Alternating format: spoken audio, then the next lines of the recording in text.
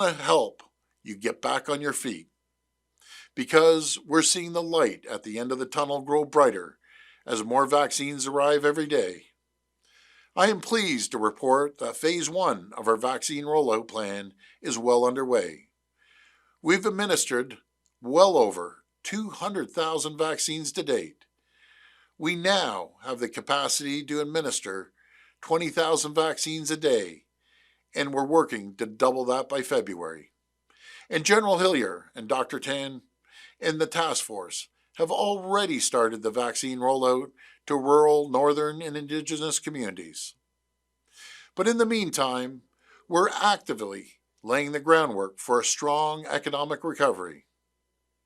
As part of our 2020 budget, we're investing $142 billion over the next 10 years in strategic infrastructure projects, including many projects in rural Ontario.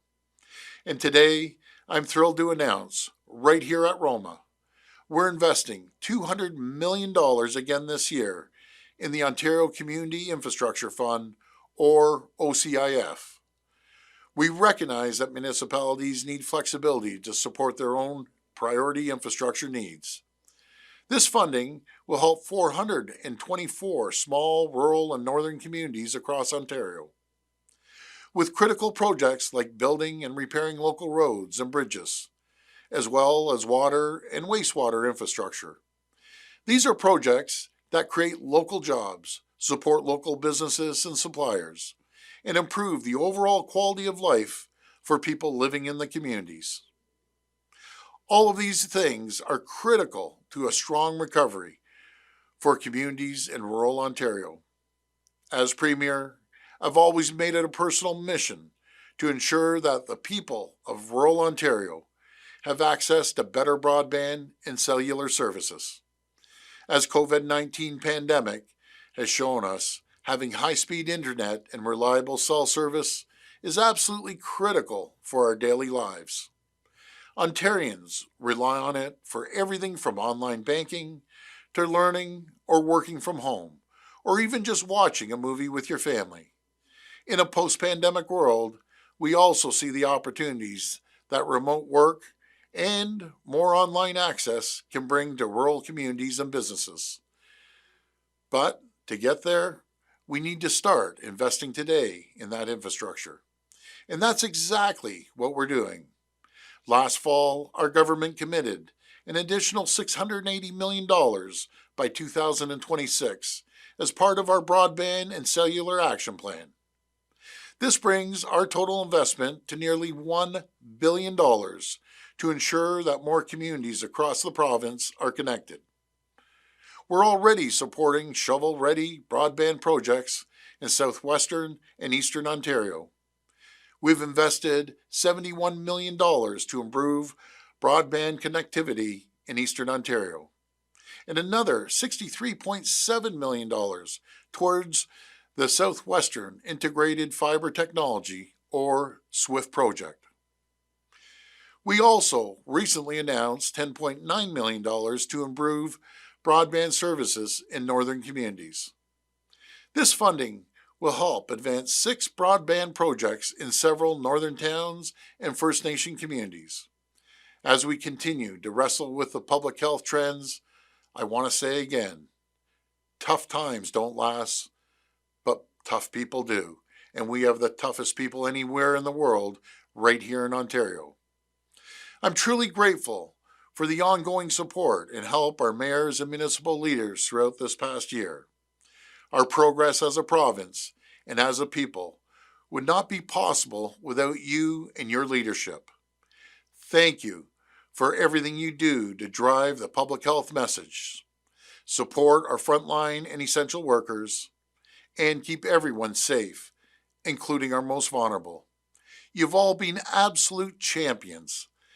As we enter a new year with new hopes and opportunities, our government is ready to work with you to ensure all of our communities bounce back stronger than ever before.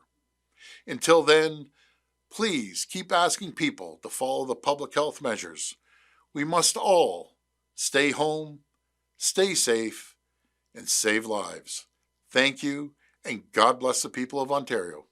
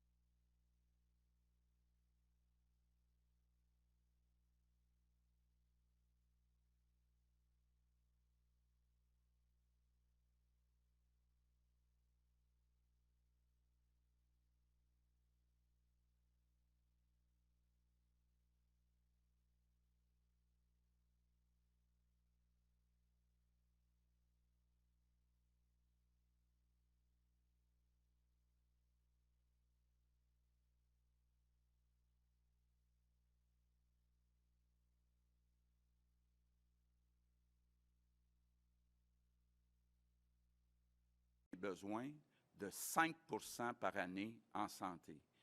Or, la contribution du gouvernement fédéral n'augmente que de 3 par année. Donc, année après année, la proportion des dépenses de santé financées par le gouvernement fédéral diminue. On en est actuellement à seulement 22 Ça veut dire que les provinces et territoires financent actuellement 78 des dépenses de santé et de la croissance exceptionnelle. C'est la seule dépense, tout gouvernement confondu, qui augmente de 5 par année. Donc, le problème se creuse année après année. Ce qu'on demande, notre demande unanime est très concrète, très claire. On demande que le gouvernement fédéral augmente sa contribution de 22 des dépenses de santé à 35 des dépenses de santé. Concrètement, ça veut dire que les transferts en santé passeraient de 42 milliards par année à 70 milliards par année.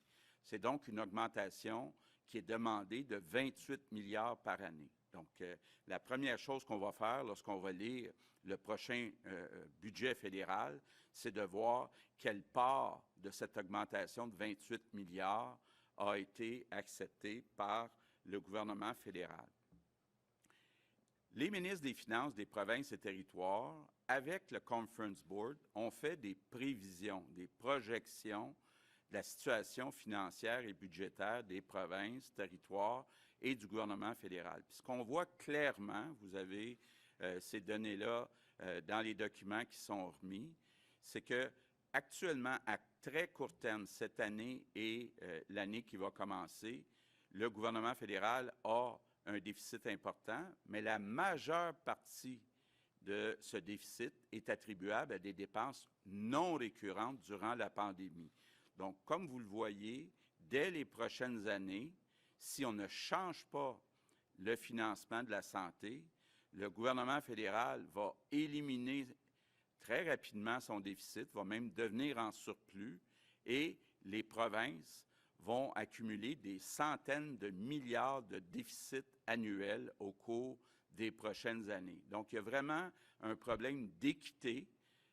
Les Canadiens, les Québécois envoient à peu près 40 de leurs impôts à Ottawa, 60 dans les provinces et territoires, mais actuellement, le gouvernement fédéral finance seulement 22 du problème financier majeur qu'on a, c'est-à-dire le budget de la santé. Donc, on pense que notre demande est raisonnable.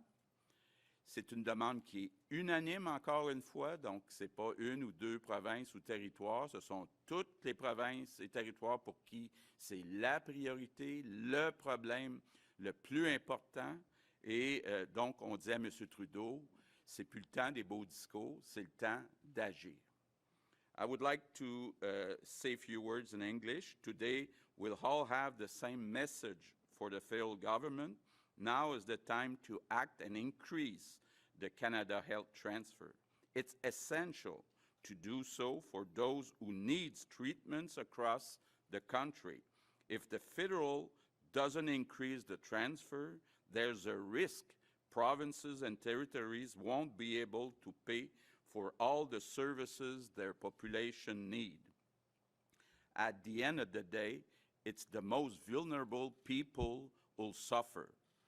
Provinces and territories are currently paying 78% of health costs, and this proportion increases every year. Health cost goes up 5% each year, whereas the federal contribution only increased by 3%. So we ask the federal government to increase its contribution from 22% to 35%. This request is reasonable. It's based on long-term forecasts. It's made by every premier of every provinces and territories. So, Mr. Trudeau, now it's time to act. Merci. Thank you. On passe maintenant la parole au Premier ministre de la Colombie-Britannique, M. John Horgan. Thank you very much, Premier Legault, for that introduction to the challenges Merci, that Premier Canadians ministre face. Legault. I come to you today Pour from the l'évocation traditional pour le territory of the Canadien. Donc, je viens Lekwungen-speaking du people, territoire Esquimalt and Songhees traditionnel First Nation. des I join nations with premiers from entre across autres, the et je country, me from joins aux different autres premiers ministres perspectives politically, from different à travers regions, le with pays, de different différentes régions, challenges. perspectives But politiques et we come différents défis. together with one common On se purpose, rassemble avec to speak directly to un objectif Canadians commun, about de the parler directement aux importance of Canadiens protecting en ce qui est our de public health l'importance care de system now and protéger well into the notre future. système COVID-19 de has soins de brought santé maintenant extraordinary et à l'avenir. challenges to Le Canadians COVID-19 a wherever they présenté might des live. défis extraordinaires aux No more Canadiens, peu importe où important is ils the vivent. challenges that's placed on our public health care system. Donc, It's highlighted the les défis gaps and the shortcomings in the au service existing de soins de formula santé. and has led us to bring Et ça nous all of mène us together today tous to speak with ensemble one voice to the federal government about the challenges that we face today and in the future. If we look back over the development of Medicare and public health care in Canada, in the 1960s, we had a 50-50 cost share program put in place. By the 1970s, then Prime Minister Trudeau recognized, as did other premiers, that we needed to have a formula-driven system to put in place to make sure that we could manage the sustainability going forward. Again, in the 1990s and into the early 2000s, with the advent of the Romanow Commission, Canadians looked again at our public health care system, looking to continue to sustain it in the current and in the future. Here we are again at another critical pivot point in the future and the well-being of our public health care system. We have come together united, not because we have the same problems, but because we have one common purpose, and that is to protect and preserve public health care.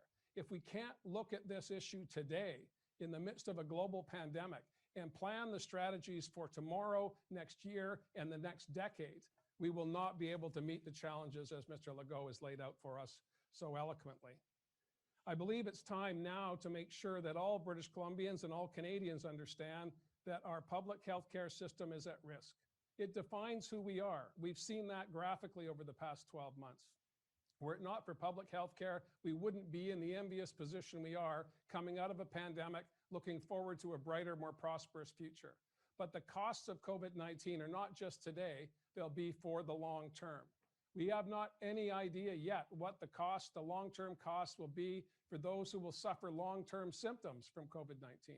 We do not know yet what the cost will be to catch up on the surgeries that have been delayed. Here in British Columbia, in the next 10 years, 1 in 4 British Columbians will be over 65. The impact that will have on our long-term care facilities is profound. We need to develop new programs and new policies for the 21st century. I know the federal government is receptive to these dialogues. I know the federal government is acknowledging the problem. We are here today to say to the federal government, we need to address this issue now in this federal budget so that we can plan here in British Columbia and across the country for the challenges that we all face.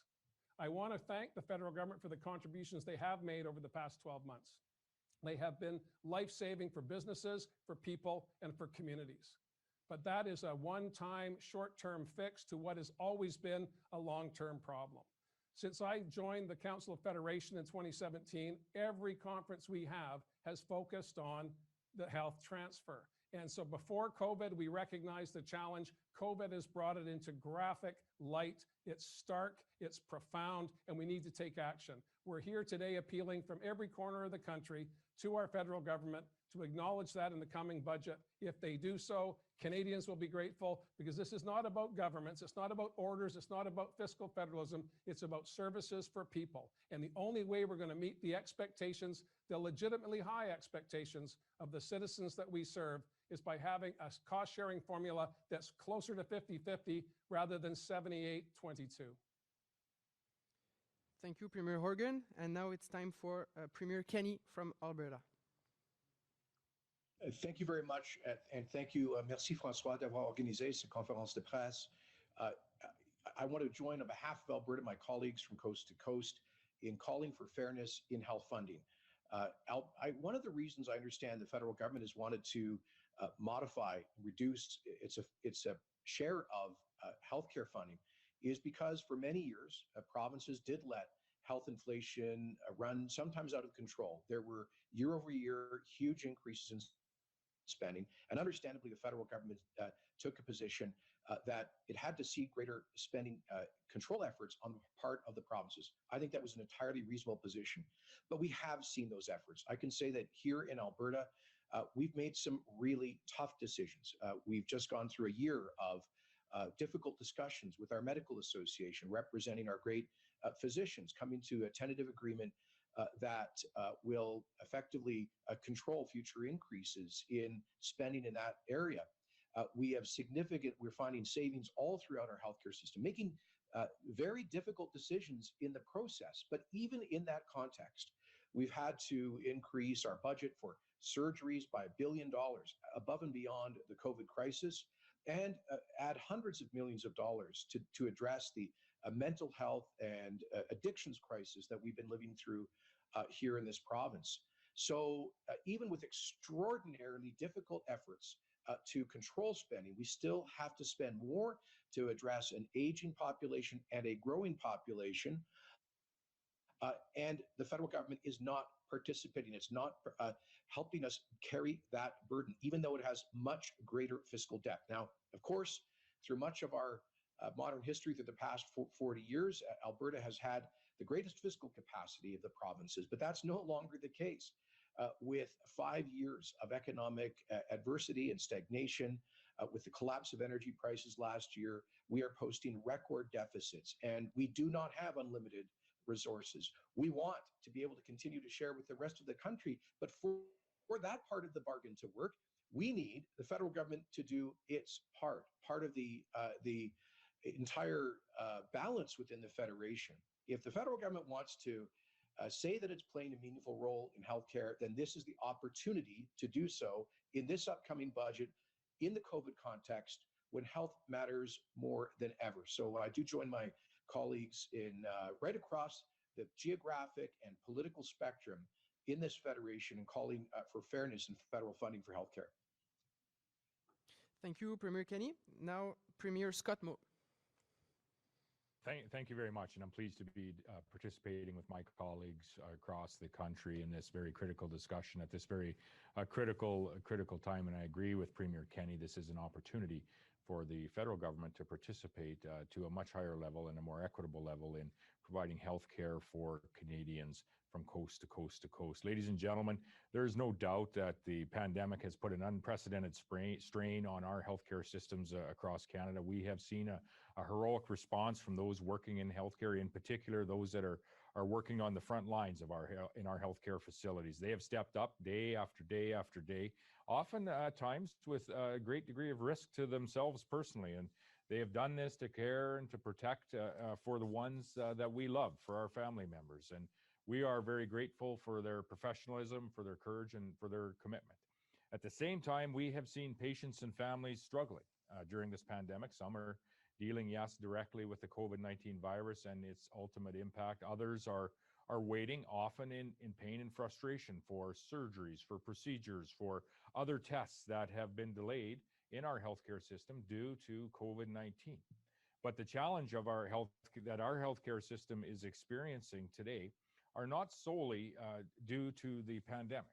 Healthcare across Canada was under pressure prior to the arrival of the COVID-19 virus, and we need to address those pressures, and we need to do so immediately. And that speaks to the opportunity that we have before us here today, because quite frankly, Canadians deserve better. Canadians deserve a healthcare system that is there when they need it, a system that is well funded and is supported by both levels, both orders of government in this nation, not one that is propped up entirely by the provinces and the territories. And it should not take a pandemic to get us to this point. It shouldn't take a pandemic to get the attention of the federal government on this important topic.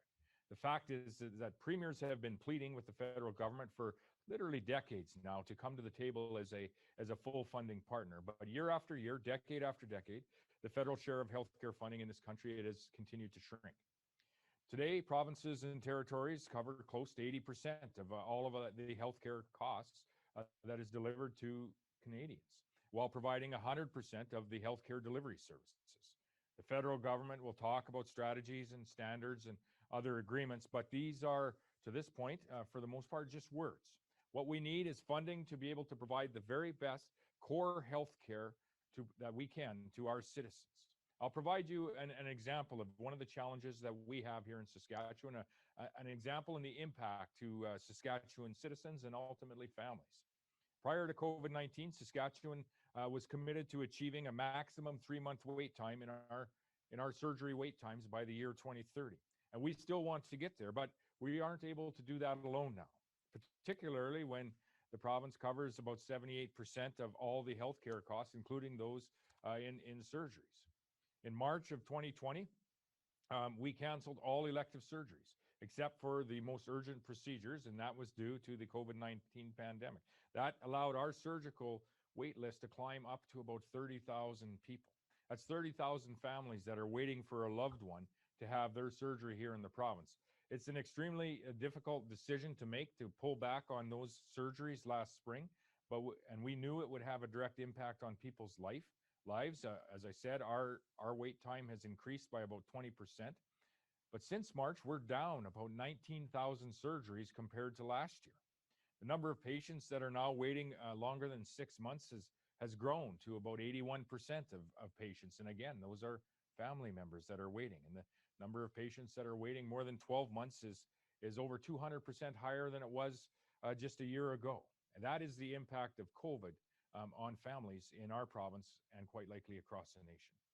Saskatchewan is committed to continuing to address the backlog of surgeries that we are experiencing here and reaching our pre-COVID wait time targets that we had, and we're committed to doing that as soon as possible. But this is going to require a significant investment in the tens of millions of dollars in each of the next 3, 4, and 5 years. And this is at a time when our economy is still recovering from this pandemic that we have all experienced in Canada and around the world. And in the meantime, we have citizens, Canadian citizens, that are continuing to wait, and they suffer often from the impact of these delayed surgical opportunities. This is unacceptable, and all the more because we feel it is most certainly avoidable. We can fix this if we work in partnership in this nation. It's time for the federal government to join the provinces and the territories to create a health system that responds to the needs of all Canadians, a healthcare system that is patient-centered, not just pandemic-centered. Thank you. Thank you. Premier Brian Polister from Manitoba. It's an honor and privilege to speak to you from the Manitoba Legislative Assembly on Treaty 1 land and the homeland of the Métis Nation, and to tell you that I think the biggest problem that Canadians can relate to and understand as a consequence of our failure to get this partnership established and strengthened is the wait times that Canadians are enduring. According to the Canadian Institute of Health Information, before COVID struck us, the wait times had grown in the last 20 years by about 2.5 times, meaning you used to wait from general practitioner to treatment about 2 months. Now you wait closer to 6 months. That is unacceptable. Those personal impacts are very, very real. And if you yourself aren't waiting for a test or treatment right now, I expect you know someone who is, and you know how painful and how vulnerable that experience may make people feel. The 1 million+ Canadians that are waiting right now know, and the empathy needs to be felt by all of us. At my first opportunity as a newly elected premier half a decade ago at a premier's meeting, I raised the example with the Prime Minister of a young woman who felt a lump in her breast and then realized that she was frightened immediately, and they then decided that they needed to consult with a general practitioner. They waited. Every day they waited was painful. Every day for her children, for her partner, was full of fear. And then they were referred to a specialist, and they waited again. And then they were referred to a test by the specialist and waited again, and then they waited for the result of the test, and then they sat down with the specialist, who looked across the table at this couple and said to her, "It's too bad we couldn't have caught this sooner." That's the problem on an individual level that we're facing. We're losing people because of our failure to get health care to people sooner, and we need to change that. When I raised this story, a true story, with the Prime Minister, he looked across the table at me and said, "I'm not your banker. I don't need a banker. We don't need a banker. Canadians don't need a banker. We need a partner. We need a partner on healthcare. This isn't the Prime Minister's fault, except if he ignores the problem, and then it becomes his fault. And all of us will pay the price for that. We need a Prime Minister who understands the impact this is having on hundreds of thousands of Canadians every single day. We have had a partnership federally and provincially during this pandemic, and I think it's demonstrated to all of us, I hope it has to all Canadians, how effectively this confederation can work when people commit to supporting one another in a genuine way. We need to do that same thing now. We don't need a banker, we need a partner.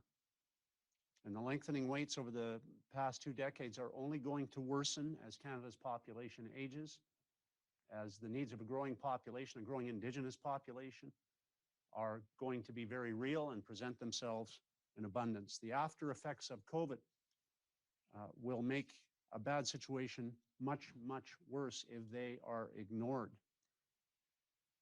So I say to my friends across the country and on this call that the post-pandemic pileup is coming,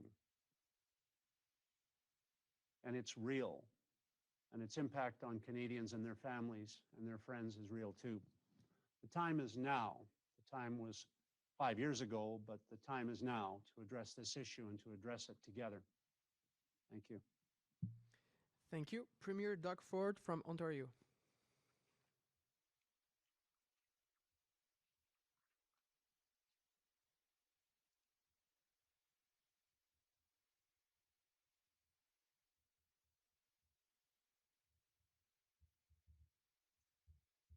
In fact, funding for our health system has hit all-time highs.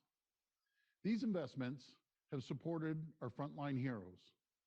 They've helped keep our people safe. Now, as we're waiting to get more supply from the federal government, we're laser focused on getting vaccines into arms. Yesterday alone, Ontario administered over 30,000 doses a new daily record. That's 30,000 more people who are better protected against this awful virus. Friends, when we finally turn the corner on this pandemic, there'll be two top priorities ahead of all Canadians. We need to rebuild our economy and restore our health system. Ontario is already laying the groundwork to jumpstart our economy. But mending a health system that's already stretched to its limit will be no easy task. Wait times for backlog surgeries are growing. That means more people waiting longer for key surgeries, waiting longer for cataract surgeries, waiting longer for knee replacements. And too many people are struggling with their mental health. And our long-term care homes, neglected for decades, are in desperate need of more support. But folks, here's the good news. If the federal government works with the provinces, if Team Canada comes together, there's nothing we can't do. My friends, a lot of numbers get thrown around when we talk about the Canadian health transfer. But let me make this very clear for Canadians by looking at long-term care. For every long-term care resident, Ontario provides $76,000 each year and growing. The federal government's latest proposal would only provide $2,500. You heard me right, $2,500. The math doesn't work. In Ontario alone, 40,000 seniors are waiting for long-term care beds. We're adding beds as fast as we can. In fact, we expect 30,000 more beds starting in 2022. And we're the first province in Canada to commit to providing 4 hours of care to residents. But meeting this commitment will take time as we recruit and train more nurses and personal support workers. Just imagine what we could do together if the federal government stepped up as a true funding partner. We could build beds faster. We could train an army of nurses and PSWs that much sooner. Canadians can't keep waiting for better health care. Make no mistake, Ontario will always do whatever is needed to protect our people's health and well-being. And as you've heard from my fellow premiers today, they're also doing everything in their power to protect their residents and improve health care in their provinces. But the reality is, no province can do this alone. And now more than ever, we need national unity. We need to be united as a country when it comes to fixing healthcare for all Canadians. Because rebuilding after a once-in-a-century pandemic requires all hands on deck. So I'm proud to join my fellow premiers today to ask the Prime Minister to do what's right and call on the federal government to increase its share of the total healthcare spending to 35% and to maintain this level over time with a minimum annual escalator of at least 5%. It's time for the Prime Minister to step up, to work with the provinces and become a true funding partner. Because when Team Canada works together, nothing can stop us. Thank you, and God bless the people of Canada. Thank you. And Premier Blaine Hicks from New Brunswick. Thank you. First of all, I want to say that I too have very much appreciated the Government of Canada's support throughout this pandemic. However, the Prime Minister has told Canadians that federal funding for healthcare must be increased, but not right now. He says we should wait until the COVID-19 pandemic has ended before negotiating new funding arrangements for healthcare. If this is not the time to talk about healthcare, when would that be? Les gens de New Brunswick ne peuvent pas attendre pour avoir de meilleurs services de soins de santé. Les Canadiens ne peuvent pas attendre. Les Canadiens méritent de savoir que leurs services de santé sont viables et garantis pour que les soins soient disponibles lorsqu'ils en auront besoin. We are now at a crossroads for healthcare in Canada. An immediate increase in the Canada Health Transfer will enable provinces and territories to maintain and secure current services during this pandemic, but also prepare for the challenge that an aging population will bring. We know that the Canadian society is aging, but the pace of this change differs from province to province. New Brunswick population and that of my neighboring Atlantic provinces are aging at a faster pace than all other provinces. An older population means more people requiring more healthcare services. New Brunswick is already seeing the impact of this change. We are falling behind other jurisdictions in our ability to provide important healthcare services. Only 45% of New Brunswickers can currently receive a hip and knee replacement within 6 months, compared to 72% for all of Canada. We are currently investing significant dollars to get to the national standard. We are focused on delivering quality of aging care services that exceed national standards and allow seniors to live where they want to and live there longer. We must recruit and retain the next generation of doctors, nurses, and other healthcare professionals who will deliver these services and care for our people. Most importantly, we must ensure equal standard of care exists across this country, because that is the intent of the Canada Health Act. Puisque cette vague démographique va frapper le Nouveau-Brunswick Wave d'abord, will strike nous travaillons New afin Brunswick. de nous We assurer are que working nos personnes âgées to ensure puissent that continuer à vivre elderly dans la dignité, en sachant que leurs besoins en matière de santé seront satisfaits. An aging population isn't the only challenge we're facing. There are so many others, including the increasing demand for mental health care. Just recently, a 16-year-old girl in our province took her own life after she was unable to access the services that she needed. The federal government needs to invest in healthcare for Canadians in a way that allows each province and territory to fulfill their obligation to deal most effectively with the challenges that each of us face. The federal government has demonstrated the fiscal capacity to make these investments, just as they have done throughout the COVID-19 pandemic. La prochaine budget fédéral sera l'occasion de renouveler nos ententes financières et d'obtenir des services de santé pour les Canadiens, dès maintenant et pour les années à venir. Les Canadiens ne peuvent attendre. We need to have stability, consistency, and reliability in long-term care of our Canadian citizens. This obligation is so much more than a political statement, and every provincial and territorial leader are fully aligned on this request. This is about protecting what Canadians value more than anything else, our national healthcare system.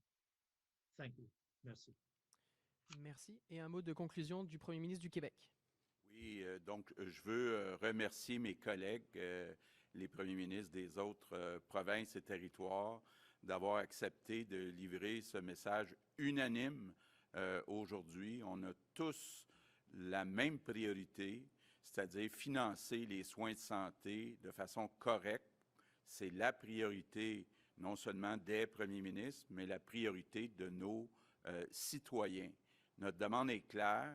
Le gouvernement fédéral doit faire plus. Il a les moyens de faire plus. On demande donc que la contribution du gouvernement fédéral passe de 22 % des soins de santé à 35 % des coûts en santé dans les provinces et territoires. So I want to thank my colleagues from provinces and territories. The message for the federal government is clear, and it comes from coast to coast. Our health system faces a financial problem, a major financial problem, and the federal government has the solution. we must increase health transfer from the federal government from 22% to 35%. Ottawa can and must do its part. Thank you. Merci. Nous allons maintenant passer à la période de questions. We will now take questions from journalists. Pour celles et ceux qui sont présents virtuellement, veuillez s'il vous plaît lever la main sur votre application. So for those who are present virtually, please raise your hand on the application. Vous êtes très nombreux aujourd'hui sur l'application, donc on vous demanderait s'il vous plaît de faire ça le plus rapidement possible. On ne pourra pas prendre toutes les questions et on va limiter donc à une question par journaliste uniquement sur le sujet du jour. There are many of you today, so we won't be able to take all questions. So please limit yourself to one question per reporter and only on the topic of the day, please. Et please clearly indicate to whom your question is directed to. On va débuter d'abord par les journalistes présents ici. On va avoir Marco Beller-Cirino du Devoir. Oui, bonjour à vous tous. Vous n'êtes pas sans savoir, messieurs les premiers ministres, que le déficit anticipé par le gouvernement fédéral cette année s'élèvera à environ 330 milliards de dollars. Vous réclamez aujourd'hui l'injection de 28 milliards de dollars supplémentaires par année, indexés. Que se passera-t-il si le gouvernement de Justin Trudeau vous dit non? Est-ce que les provinces vont augmenter leurs taxes et leurs impôts? Est-ce que ça milite notamment en faveur d'une révision, M. le Premier ministre de l'Alberta, M. Kenney, de la formule de péréquation? Qu'est-ce qui va se passer si M. Trudeau vous dit non? Je peux peut-être commencer, puis ensuite laisser la parole à Jason. Bon, d'abord, ce qui est important de dire, c'est que le déficit actuel du gouvernement fédéral, la majeure partie est non récurrente. Donc, vous avez dans le communiqué de presse une projection au cours des prochaines années, puis vous voyez que très rapidement, il y a une forte diminution du déficit prévu à Ottawa, mais une forte augmentation du déficit prévu dans les provinces. Donc, ce qu'on voit, c'est qu'à moyen terme, si le gouvernement augmente ses transferts fédéraux de 22 à 35 %, il y aura équité, c'est-à-dire que le déficit prévu, qui éventuellement devient surplus au fédéral, sera comparable dans les provinces et territoires et dans le gouvernement et du côté du gouvernement fédéral. Donc, c'est vraiment l'équité. Il faut être très prudent parce que la grande partie des dépenses qui ont été annoncées en 2021 puis 21-22 par le gouvernement fédéral sont des dépenses non récurrentes. Premier Kelly? Oui, et évidemment, je suis d'accord avec François à cet égard. Nous n'avons aucune intention d'augmenter les impôts, particulièrement parce que nous sommes dans une récession historique maintenant qui est particulièrement grave en Alberta à cause de chute des prix de l'énergie l'année dernière, qui a créé un déficit ici de presque 20 milliards de dollars qui est sans précédent. Mais cela étant dit, vous avez soulevé la question de péréquation. Ça, c'est une autre question que, évidemment, on va continuer à lutter pour équité fiscale. Cette province a contribué plus de 600 milliards de dollars depuis l'année 1960 au reste du Canada, au reste de la Fédération. Et nous voulons continuer à jouer ce rôle-là. Mais dans une crise comme maintenant, nous demandons que le gouvernement fédéral augmente le programme de stabilisation fiscale qui est là pour les provinces qui ont une chute tout à coup dans leurs revenus, comme nous avons ici. Et j'apprécie l'appui de toutes les autres provinces à cet égard. Merci. On va passer à Raphaël Pirot de l'agence QMI. Bonjour, M. Legault. Je me demandais, en fait, concernant la stratégie de vaccination pour le vaccin d'AstraZeneca. Hier, évidemment, le gouvernement fédéral, en fait, l'Agence publique de santé n'a pas interdit, en fait, la vaccination d'AstraZeneca aux personnes de 65 ans et plus. Mais ce n'est pas encore clair, là, la stratégie de Québec concernant ça. Je voulais avoir votre réponse là-dessus. Bon. Je vais répondre rapidement à votre question, mais on n'est pas tout à fait sur le sujet du jour. Mais d'abord, on veut utiliser les vaccins d'AstraZeneca. On veut les utiliser de façon sécuritaire. Donc, on va suivre les recommandations de la santé publique. On devrait avoir des suggestions. Je voyais aujourd'hui que certains pays en Europe vont même l'utiliser pour les plus de 65 ans. Donc, on attend d'avoir les avis, mais c'est clair qu'on veut utiliser ces vaccins-là puis les utiliser de façon sécuritaire. On va se limiter aux questions concernant les transferts fédéraux en santé. On va y aller avec Véronique Dubé de TVA Nouvelles. Bonjour. En fait, le premier ministre Trudeau semble vouloir tenir mordicus à ces normes pan-canadiennes en CHSLD. Là, vous dites, c'est de l'ingérence. Est-ce qu'il y a une façon de réconcilier les deux, de trouver une mesure entre les deux de votre côté? Bien, le problème qu'il y a, c'est que les priorités sont différentes d'une province à l'autre. Puis les gestes qui ont été posés jusqu'à présent sont différents d'une province à l'autre. Prenez justement les soins de longue durée. Le gouvernement du Québec a déjà investi plus de 500 millions juste pour l'embauche de préposés dans les CHSLD. Donc, M. Trudeau ne peut pas dire « je vais vous donner de l'argent en autant que ça soit investi ». C'est déjà investi. Là, le problème qu'on a, c'est la récurrence. Donc, c'est pour ça qu'on a besoin, puis pense que pour une gestion efficace, c'est souhaitable que le champ de compétences des provinces et territoires soit respecté. We'll take a last questions on the floor from CBC Montreal, Verity Stevenson. If you don't get the funding from, if Trudeau says no, basically, what will happen to the 8,000 PABs that you mentioned that you hired this year? But, of course, as you know, we have a minority government. So we've already met with the representatives of the opposition parties in Ottawa.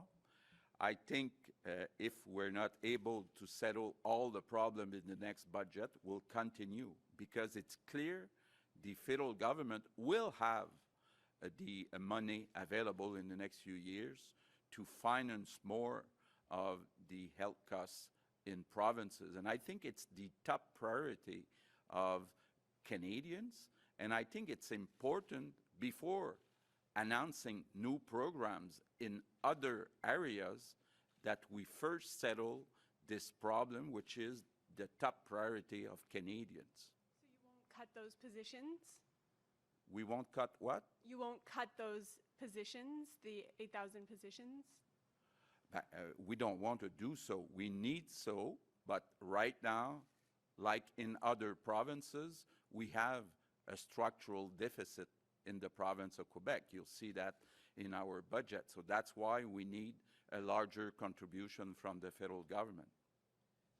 We'll now take questions online. Just a reminder to raise your hand so I can see if you have questions for the premiers. We'll start with Jeff Gray from the Globe and Mail.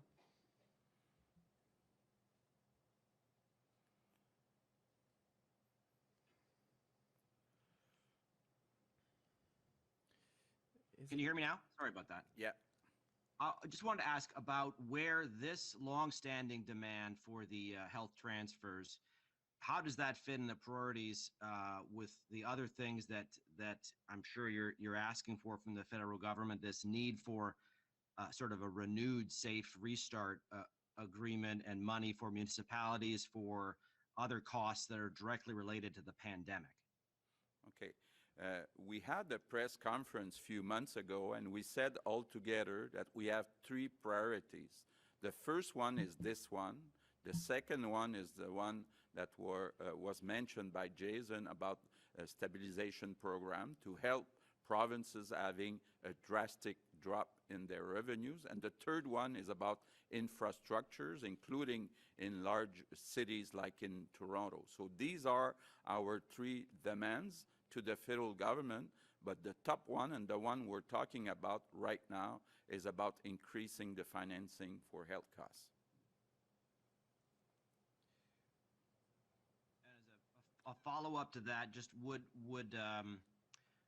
you counsel doing something that the UK has said it's intending to do, which is the largest corporate tax increase the UK has had in decades, in order to pay for this healthcare increase? As you see in the projections that we gave to you in our press release, we forecast and we use the assumptions of the conference board that the federal government will eventually be in a surplus position. So I think that it's important that this surplus be used for the top priority of Canadians, which is health expenses. We'll now go to, Jason Kenney. On that one, Yeah. sorry, Francois. Just to say that actually here in Alberta, we recently reduced taxes on businesses because we're not just dealing with the pandemic and the health crisis, but also with the largest recession in nearly a century. It's hit us especially hard here. And we need growth. We need investment for both provincial and federal governments. If we're going to get our way out of these COVID era deficits, we need economic growth. So at least I'll speak for Alberta. We don't think that raising taxes and deterring investment would be the right approach. We'll now switch to Arthur White Crummy from the Regina Leader Post. Hi, thanks so much for the time. This will be sorry, I have a bit of a stutter for the Saskatchewan Premier Scott Moe. I just wanted to ask, how do you feel with regards to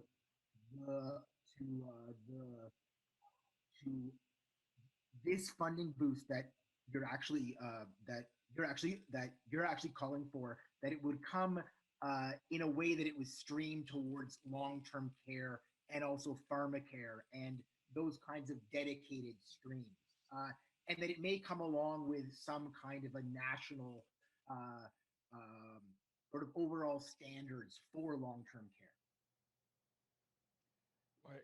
I think those are, thank you, Arthur. Those are important initiatives. Long-term care, mental health and addictions, pharmacare, those are all important initiatives. And I understand why the federal government might want to prioritize those initiatives. But the fact of the matter is that we need a full funding partner in the very core services that our healthcare systems are delivering across this nation. Now, whether the government remains where they are at about a 20 or 22% partner, the federal government, or whether they take this opportunity that's being provided to them yet again today to increase that to be a full funding partner in providing healthcare to Canadians across the nation and increase it to 35% and keep it there, it is still going to be the provinces that are going to deliver this healthcare.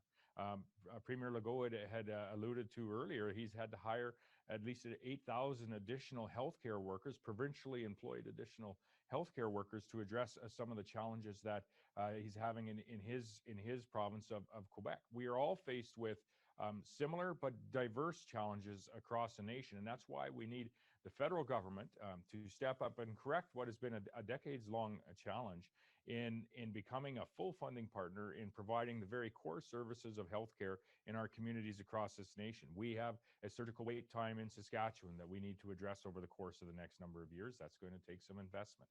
We all have, I think, an increasing conversation and increasing services, to Blaine Higgs' point, in the area of mental health and addictions, and how we are going to work with our communities to support those family members that may be struggling with mental health and all too often the subsequent addictions. Long-term care is going to continue to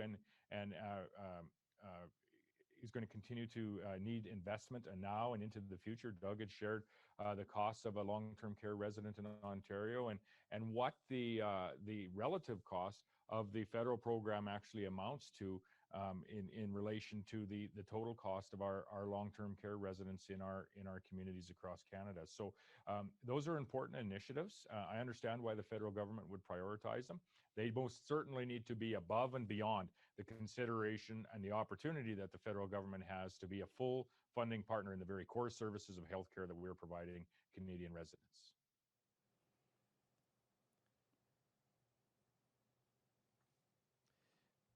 We'll go with Louis Bloin from Radio-Canada. Oui, bonjour. Une question pour M. Legault, mais les autres premiers ministres peuvent répondre également.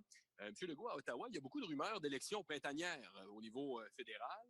D'abord, je voudrais savoir si vous pensez que c'est le bon moment en temps de pandémie, alors que tous les Canadiens ne sont pas vaccinés, de tenir une élection. Mais concernant vos demandes sur les transferts, avez-vous l'intention de vous faire entendre pendant une éventuelle campagne électorale, profiter de cette occasion-là pour répéter vos demandes? Bon, évidemment, notre souhait premier, ça serait que M. Trudeau réponde positivement à notre demande dans le budget qui va être déposé dans les prochaines semaines. Si ce n'est pas le cas, bien, on va poursuivre, on va continuer à faire nos demandes. Puis s'il y a une élection fédérale, bien, effectivement, on interpellera tous les partis d'opposition. Déjà, j'ai eu l'occasion au cours des dernières semaines de rencontrer tous les chefs des partis d'opposition à Ottawa pour leur faire la même demande.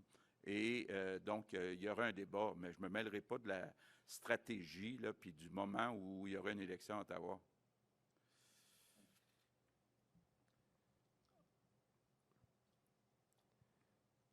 On va passer à Catherine Lévesque de la Presse canadienne.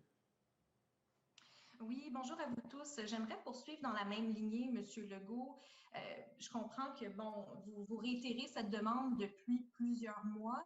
S'il n'y a rien qui vous satisfait dans le prochain budget, c'est quoi la prochaine étape? Est-ce que vous allez tenter de défaire le gouvernement Trudeau? And if I can just quickly ask Premier Polister, you said something about the Prime Minister saying, I'm not your banker. Can you just provide more context about that? Merci. So do you want to start, Brian? Go ahead, François. OK. Donc, bien écoutez, c'est sûr qu'actuellement, la demande qu'on fait est raisonnable. C'est-à-dire que ce n'est pas acceptable que la dépense, la seule dépense qui augmente de 5 par année, que les provinces et territoires doivent en supporter 78 puis que ce pourcentage-là augmente à chaque année. C'est structurel. Les besoins augmentent de 5 puis les transferts fédéraux augmentent de 3 Donc, ça devient mathématique, année après année. Le pourcentage qui est financé par les provinces bien, est de plus en plus grand. Puis à partir du moment où, disons, que nos revenus dans les provinces augmentent de 3 par année, puis que le budget le plus important augmente de 5 bien, c'est mathématique. On se retrouve dans une situation de déficit. Puis au même moment, on regarde au fédéral, c'est exactement le contraire, c'est-à-dire que les revenus augmentent plus vite que les dépenses. Donc, il y a une marge de manœuvre qui a été très utilisée en 2021 puis 21-22 pour des dépenses non récurrentes pendant la COVID. Mais comme vous le voyez dans les projections qu'on vous a remises, bien, le fédéral va se retrouver avec une grosse marge de manœuvre dans les prochaines années, alors que les provinces et territoires vont se retrouver avec un gros déficit. Donc, il y a un problème d'équité, parce que ce sont les mêmes contribuables canadiens qui payent des impôts au gouvernement et à Ottawa et dans les provinces et territoires. Brian? Yeah, merci. I think it comes down to thinking with your head in the absence of your empathy is a danger. We're all delivering health care as premiers. We are on the front line in respect of being in contact on an almost daily basis with not just the impacts of COVID in this time of our lives, but also with the impacts of healthcare services when they're available, when they're not available. I spoke to a fellow the other day, and he's waiting for a hip over a year. And I asked him how it was going. He said, I can't sit, I can't sleep, I can't work. That is the consequence for over 1 million Canadians before COVID hit, maybe 1.5 million Canadians now, that they are dealing with the pain of waiting. We need to understand that. I don't know why any prime minister would not understand the importance and urgency of dealing with this issue. I don't know why any prime minister would not want to partner with the premiers on something as important as this. I don't know why any prime minister would want to run in the next election on the platform of making wait times longer.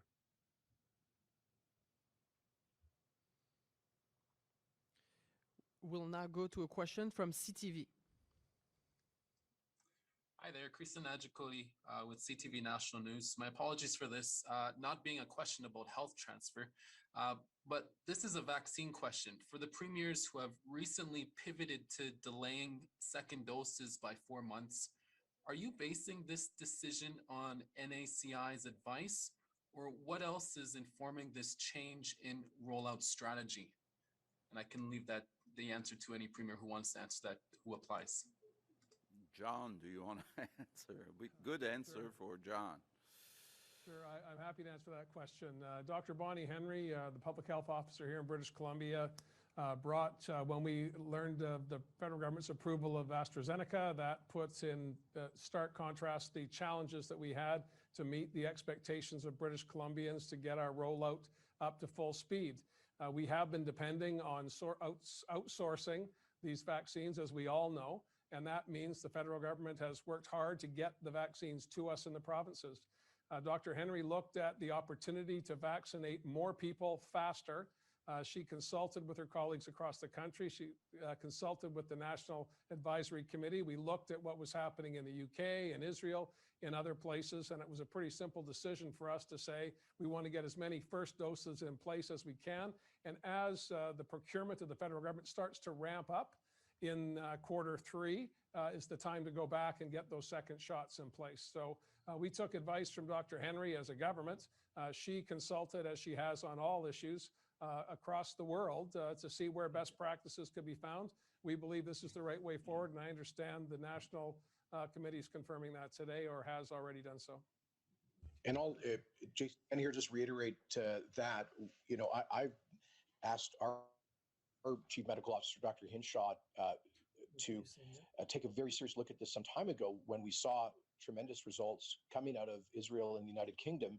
I don't think it's a coincidence that those two countries also have the most successful vaccine programs in the world, having inoculated, in the case of Israel, nearly 90% of their population, and Britain over a third of their population. And they've had, both of those countries have had about a 90-day duration between the Pfizer doses. I understand Quebec has positive experience with this. So yes, we've taken on board the advice of the National Advisory Committee. We have our own scientific advisory committee here, but at the end of the day, it's about, look, I think John's being a little too generous there. I do not think it's acceptable that Canada is 44th in the world in per capita administration of COVID-19 vaccines. I think it's an embarrassment. It is unacceptable, and it is causing lives. We just had an outbreak. We have an outbreak right now driven by the new variant in a seniors residence in Edmonton. Sadly, they just got the vaccine on Monday, the very day that they started to get an outbreak in that center. They should have been vaccinated weeks ago, like they were in similar settings in the United States, Israel, the UK, and many, many, many other countries. And so this is extremely frustrating. And I think we have no choice but to expand the duration, the interval, to get more people covered. The data is pretty clear. You get 85 to 90% effectiveness in preventing major symptoms, even during that duration on a first dose. So it makes perfect sense to us. And I would just reiterate our call on the federal government. Stop letting us fall behind the rest of the world. We need these orders fulfilled immediately. And that's also the reason that many of us as provinces are working together to see if we can support development of vaccines here domestically. I would just say, from Saskatchewan's perspective, and we'll be announcing this shortly, that we are officially moving to the 4-month interval.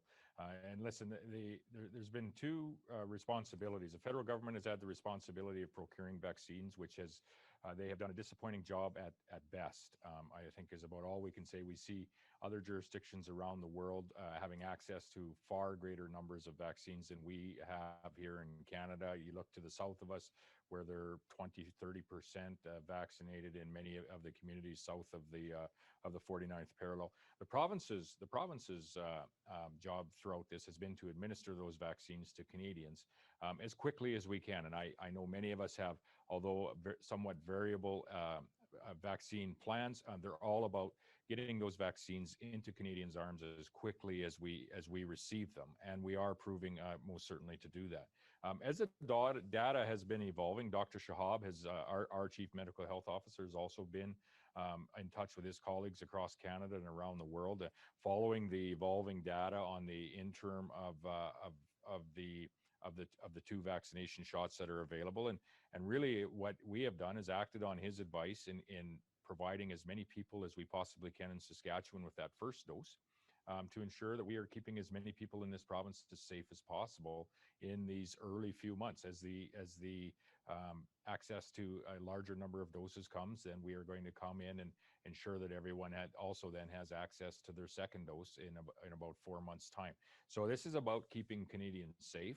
This is about provinces working with their chief medical health officers to administer as many vaccines to as many Canadians as quickly as we can possibly receive them, and we are doing just that.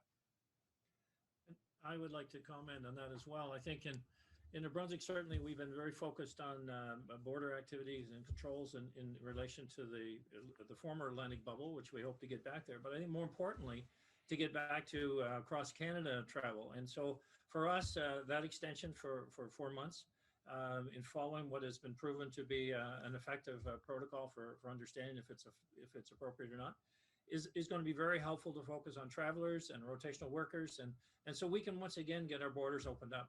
And considering the fact that, 60% reduction in transmission by those that have been vaccinated is a reality with someone who's had their first dose, as I would understand, it's going to be very effective for us to get back and moving between provinces, as I say, not only in Atlantic Canada, but across the country.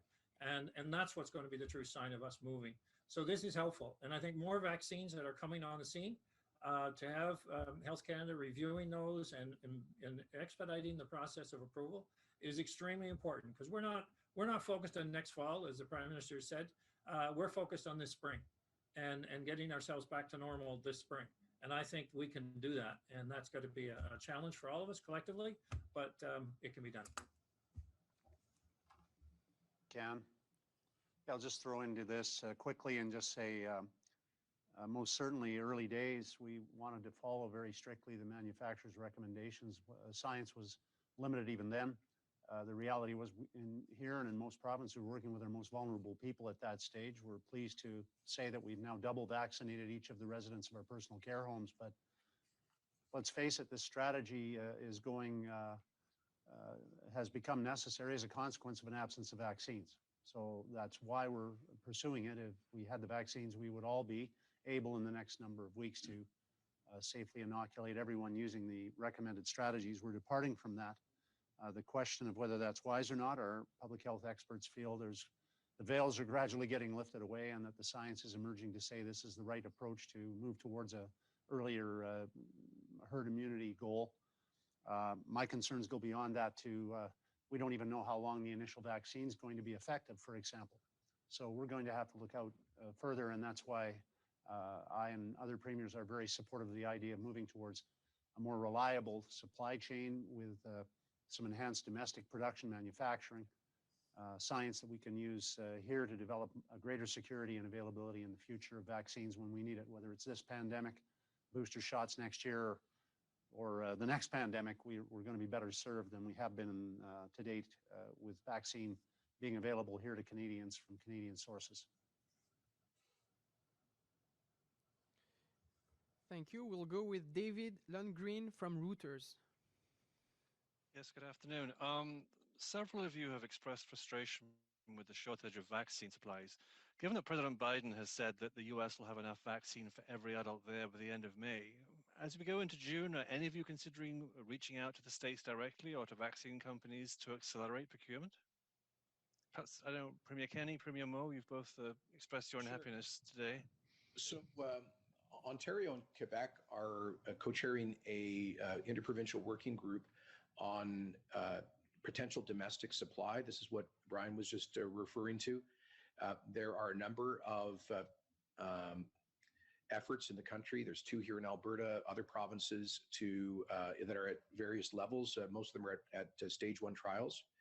And we are doing our due diligence on those projects, on their feasibility, and whether they have the capacity to actually do large-scale manufacturing, what the cost implications would be, et cetera. And we're expecting a report back from that working group in a couple of days.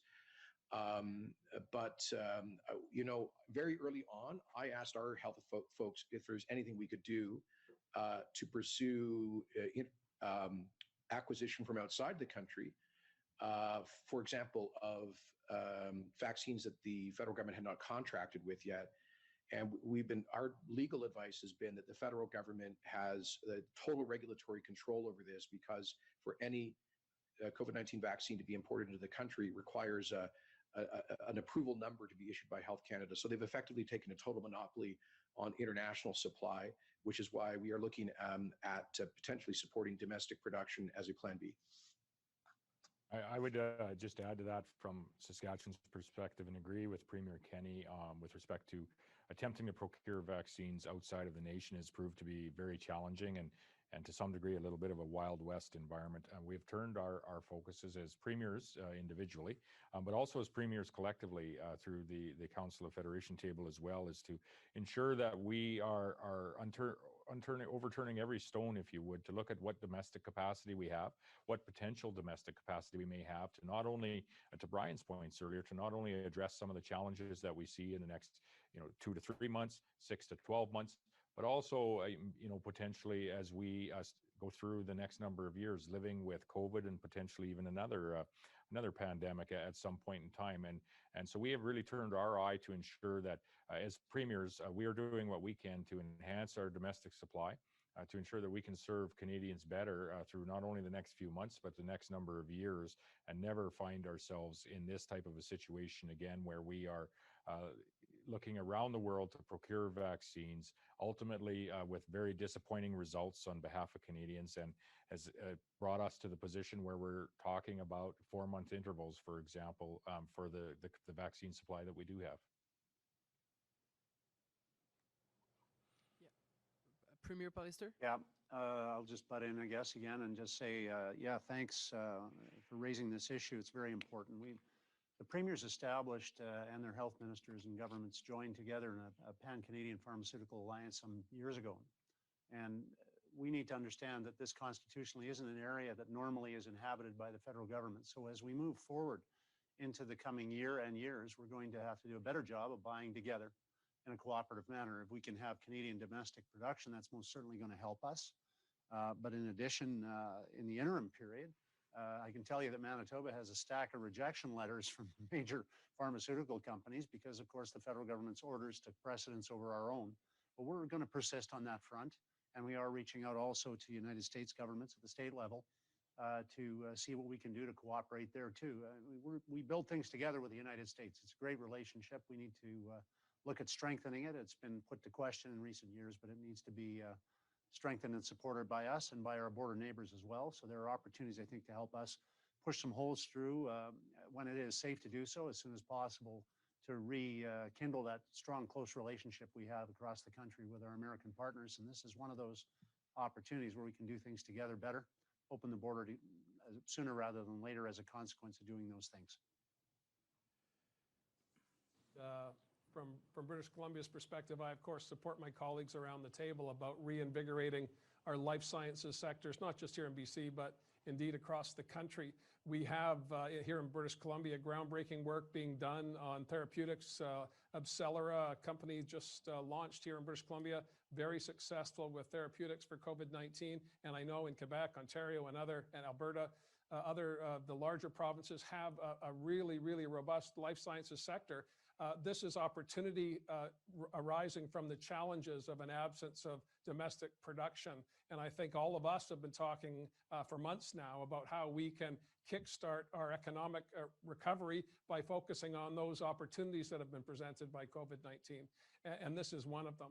In addition, we have a very obviously strong relationship. The Rocky Mountains cuts us off from my colleagues east of me, and we have a good north-south relationship with Washington, Oregon, and California, Yukon Territory as well. And combined, we make up the 5th largest economy in the world, largely, of course, because of California. So we're looking all the time at trying to build relationships here in British Columbia. As a small, open economy, we need to have relationships everywhere. But in this instance, we've depended overly much on the federal government. Jason's quite right. And the challenges are being felt acutely today by Canadians. Having said that, I'm optimistic that with AstraZeneca being approved, this gives us another tool in our arsenal as we launch or roll out our vaccination program, and I'm confident that we'll be meeting our targets that we set in early January. Again, though, the frustration that you're hearing around the table is real, not just by premiers, but by British Columbians and indeed all Canadians. We need to make sure we never find ourselves short again when it comes to providing life-saving therapeutics or vaccines to our citizens. In addition to that, though, it opens up a whole host of other supply chain challenges. Premier Ford was very quick off the mark when the pandemic hit to retool the manufacturing base in central Canada. These types of initiatives out of necessity, I think, will make us stronger coming out of this pandemic. Well, when it comes to Ontario, and thank you, Premier Horgan, I remember that. I remember getting up there and hearing President Trump saying he was going to cut us off with the 3M mask, and I said, never again in this country are we going to rely on foreign leaders or foreign countries when it comes to PPEs. And sure enough, with the support and collaboration, all the premiers right across the country, we are now self-sufficient. Right here in Canada, no matter if it comes to the N95 masks or surgical masks or gowns or face shields, we don't have to rely on anyone. And this is very similar to the vaccines. That's why right here in Ontario, again, we're working collaboratively with all provinces to make sure that we have manufactured vaccines right here in this province. Not necessarily even for this round, but maybe a booster shot, vaccines for cancer vaccines. But again, you really see who your friends and foes are. Our closest ally in the entire world, our closest friend, United States. I thought I'd see a little bit of a change with the new administration, but again, it's every person for themselves out there. We have the smartest, the brightest people anywhere in the world right here in Ontario, and we're going to make sure that we manufacture vaccines somewhere here in Canada, but we're going to work together. And when it comes to the health transfers, what we're looking for is national unity. We need Canadians to come together, and that's what we're asking for, because when we're united, no one can stop us, no matter if it's making PPE, no matter if it's making vaccines, but we need a united Canada, and hopefully we're going to be able to get this agreement worked out with the federal government and the Prime Minister.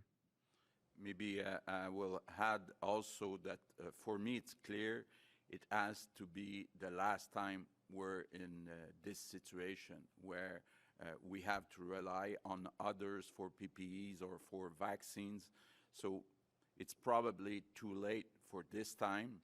But if there's a pandemic in the next few years, another one, it's clear we have to be ready, and we have to start working right now to have our own installation, our own plants, and be independent. We'll go with Anja from National Post. Yes, hello. Premier Legault, you said you have been meeting with opposition parties to discuss the health transfer. Can you tell us more about those meetings, and have any of the opposition parties committed to fulfilling your request if they're elected? Okay, I think that if I remember correctly, the NDP and the Bloc Québécois are ready to support us, including the amount of 28 billion. The Conservative Party is ready to support the principle of increasing transfer without conditions, but they haven't settled what would be the amount. And that's about it.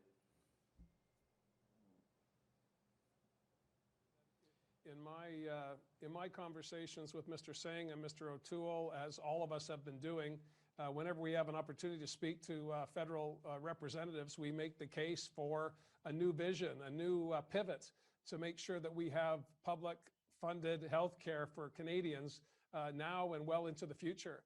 And both of those leaders in my conversations, again, as Premier Legault said, confirmed they understood what we were saying, and I suspect that the federal parliament is pretty much united on this. It's configured with people from across the country. We need vision on this question. We need to make sure that what we have today is better tomorrow, and the only way we do that is if we restart the partnership, and it is not going to be sustainable in its current form.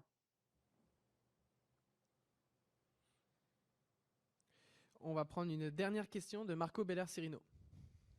Justement, sur vos discussions avec les partis d'opposition à la Chambre des communes, avez-vous l'assurance aujourd'hui qu'ils battront le prochain budget du gouvernement Trudeau s'il n'inclut pas une hausse substantielle des transferts en matière de santé? Je n'ai pas eu ces discussions-là avec les chefs. Là. Tout ce que j'ai eu comme discussion, c'est je leur ai demandé quelle est leur position sur notre demande d'augmenter les transferts de 22 à 35 %, donc de 28 milliards. Ce que je sais, c'est que le Bloc québécois et le NPD sont d'accord avec le montant. Le Parti conservateur est d'accord avec le principe, mais n'a pas encore établi quel serait le montant. Maintenant, pour ce qui est de la stratégie concernant le budget, je n'ai pas discuté de ça avec les chefs. Par cohérence, on peut s'attendre à ce qu'ils votent en défaveur du budget s'il n'inclut pas une hausse substantielle du transfert. Il faudrait leur poser la question. Merci beaucoup tout le monde. C'est ce qui met fin à la conférence de presse. Thank you everyone. Thank you everybody. Thank you.